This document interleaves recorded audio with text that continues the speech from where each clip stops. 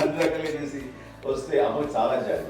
ఆడేదో ఇంక మేము గుడ్లా కష్టపడుతున్నాం కానీ ఆడి ఎండలో వెళ్ళేదిలో మీకు టీవీలో వాటిలో అది ఎక్కువగా చూపించేసరికి వాడే కష్టపడతారు, మేము కష్టపడలేదు ఫీల్ అమ్మకి. అందులో వాడు రాగానే ఎలా వచ్చావా అని అమ్మ ఎక్కడ కలియకపోతే ముందు అమ్మను కానీ ఎక్కడ కలియకపోతుంది, తను ఎక్కడ ఉంటాడో ఏమో ఉంటుంది తెలుసు.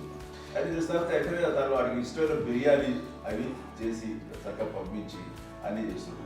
అట్లాగా బిడ్డలకి పెట్టడమే తప్ప బిడ్డల నుంచి ఈ వయసులో ఎక్స్పెక్ట్ చేయడం లేకపోగా కొంచెం పట్టించుకోవట్లేదు అనే ఒక న్యూనత భావంలోకి వెళ్ళిపోయి సైకలాజికల్ డిప్రెస్ అయ్యే మదర్ మాత్రం కాదు. ఆ రకంగా మాకందరికీ భరోసా. మేము కూడా పెద్ద అయినా బిడ్డలు వాళ్ళ ప్రవృత్తి ఉద్యోగరీత్యాల వాళ్ళ వృత్తిరీత్యా వాళ్ళు దూరం అయిపోయి మనల్ని చాలా కమ్యూనికేషన్ గ్యాప్ వచ్చినా సరే బిడ్డలు నాకు దూరం అయిపోయి పట్టించుకోవట్లేదు. ఇలాగే చూసావా వెళ్ళి ఎంత ఇదిగా వదిలేయేవాళ్ళు వీళ్ళ గురించి ఇప్పుడు ఏమైపోయాను అని ఇంత కించెం బాధపడలేదు వాళ్ళకి అంటూ నెగిటివ్ సైడ్ ఆలోచించే విధానం లేనే లేదు. అది మా అందరికి ఎంత కంఫర్టబుల్ అంటే అంత అయితే కాదు.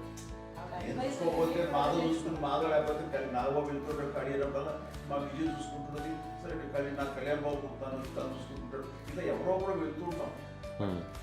అమ్మ మాత్రం అది వెరీ గుడ్ హెల్దీ. నేను చాలా మంది తల్లిదండ్రులు చూశాను, అవును, వాళ్ళు చాలా ఇబ్బంది పడుతూ ఉంటారు. పట్టించుకోవట్లేదు, మేము అర్థం చేసుకోగలము కానీ వాళ్ళు వస్తే బాగుంటుంది కదా అనేది ఉంటుంది. ఫీల్ అవుతారు, అవును, అలాంటి ఫీలింగ్ ఏం లేదు. పైగా బిడ్డలు వస్తే వాళ్ళకి ఏం చేసి పెట్టాలా అనే ఆలోచన ఉంటుంది. అది వెరీ హెల్దీ. చాలా మంది ఆచరించాల్సిన గొప్ప విషయం అనుకుంటాను. చిన్నప్పుడు అన్ని ఆనందాలేనా, మర్చిపోలేని దుఃఖాలు కూడా ఏవైనా ఉన్నాయా? అమ్మ చెప్పాలంటే ఓపికకి, గృహిణిగా తన బాధ్యతలు నిర్వర్తించడానికి అండ్ అన్ని రకాలుగా టేకింగ్ కేర్, దీనికి ఒక మంచి ఉదాహరణ నేను చెప్పగలను.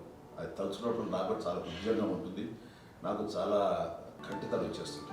అమ్మకి మేము 5 బిడ్డలు అండ్ పురిట్లోనూ 1 year పెరుగో 2.5 years పెరుగో 3 బిడ్డలు చనిపోయారు.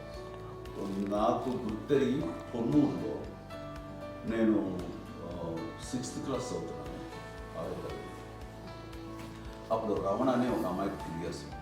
రమణ అంటే మా ముగ్గురు మా ముగ్గురికి కంటే పెద్దది, మా కంటే పెద్దది, కళ్యాణ్ బాబు కంటే పెద్దది, మాకంటే మధ్యలో పిల్ల.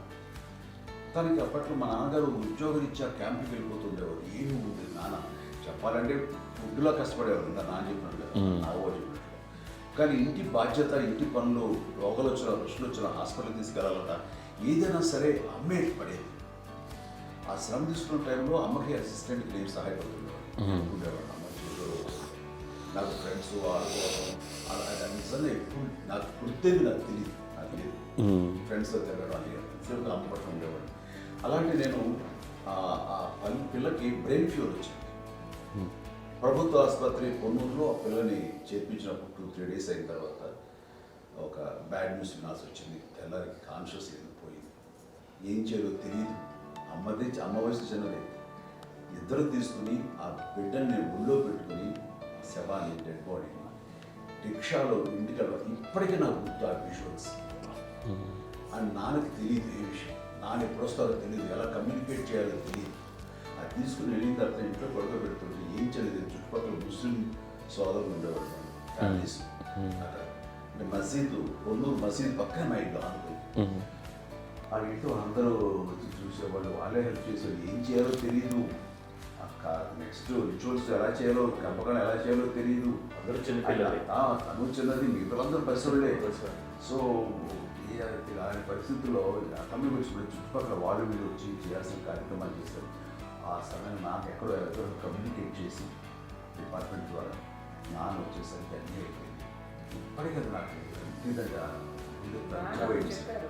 మేము ఇలా ఎన్ని పురుషులు ఎన్నుకుంటున్నామంటే ఎలాంటి ఇది లేకుండా జాగ్రత్త అనే ఒక హెచ్చరికలాగా చేస్తూ అండ్ పంపించాలని సపోర్ట్ చేసి అండ్ ఇప్పుడైతే నా మీద ఎంత నమ్ముకుంటే నేను ఏ నిర్ణయం తీసుకున్నా మరొక మాట. అండ్ తనకి హాస్పిటల్ అంటే పెద్ద ఫోబియా. నేను ఎక్కడికి వస్తాను హాస్పిటల్ రాను. ఈ మధ్యకాలంలో సరే అమ్మకి మోకాల ఆపరేషన్ జరిగింది. అమ్మ నువ్వు కొంత బాధపడుతున్నావు, అసలు ఈ రోజున వచ్చిన మెడికల్ అడ్వాన్స్మెంట్లో నీకు అసలు ఏ బాధ తెలియకుండా మోకాల ఆపరేషన్ రీప్లేస్ చేస్తారు అని వీళ్ళందరూ చెప్పాలి భయపడతాను. ఎందుకంటే ఫస్ట్ ఎలా సపరేట్ అవుతాను, ఎలా చెప్పాలి తెలియదు. ఒక్క అక్క వీళ్ళంతా కలిపి నీ మాట వింటుంది, వాళ్ళ మాట మీద కూర్చు, నువ్వు చెప్తే వింటుంది. సరే నేను చెప్పాను అంతే, ఏదో నాలుగు పావు ముందు ఊరితే ఎలా అవుతున్నారా, సరే ఇష్టం రా. లేదులే మా ఊరికి పర్లేదు అన్న. మళ్ళీ ఇంటికి వచ్చాక మళ్ళీ ఇంకొక తెప్పించి ఇంకో మిషన్ తెప్పించి మళ్ళీ టెస్ట్ చేయించి అందరూ బాగుంది ఏమి లేదు అన్న తర్వాత అప్పుడు పుస్తకంతో పడ్డాడు. ఏదో ఉంది మామూలు టెస్ట్ చేయించాలని చెప్పి శ్రద్ధ ఎక్కువ.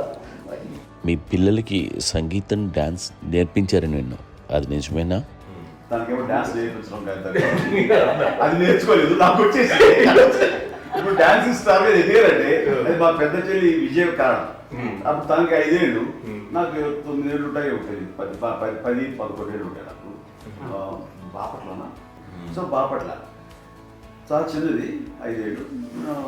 నాకు ఒక 11-12 ఏళ్ళు. తను తీసుకుని గోడ మీద పెట్టుకోవడం అలా కూర్చొని చూస్తుండేవాడు. కూర్చుంటే అది నేర్చుకుంటుంది. నేను మానసికంగా నేర్చేసుకున్నాను. ఇప్పటికీ ఆ స్టెప్స్ ఏమిటి వేస్తాను అంతేంది. ఇప్పుడు దాన్ని తరబడతాయి ఇంకోటి ఏంటమ్మా, నమో నమో ఎన్ని ఉన్నాయో సాంగ్స్ నేను నేర్చేస్తున్నాను అన్నమాట. 5 పిల్లల్లో ఎవరు ఎక్కువ పని చేసేవాళ్ళు, ఎవరు తక్కువ పని చేసేవాళ్ళు? ఏ పని చేయనండి, చేసేవాడు కదా అని అన్నయ్య చేసేవాడు, అన్ని పనులు అన్నయ్య చేసేవాడు. ఇక మా చిన్న చెల్లి పెద్ద చెల్లి ఎక్కువ చేసేది.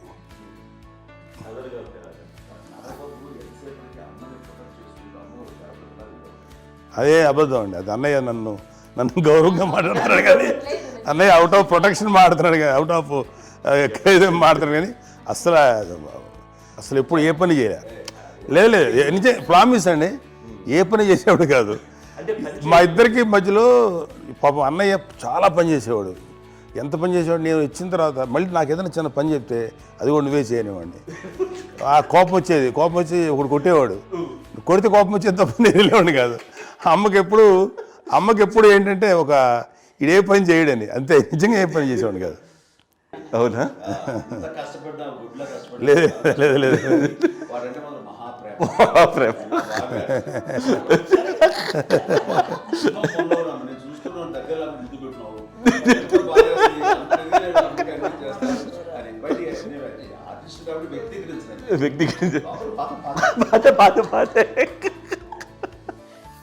చిన్నది కాబట్టి చివరిది కాబట్టి తనంటే బుద్ధండి, నేను పెద్దోడు కాబట్టి నేను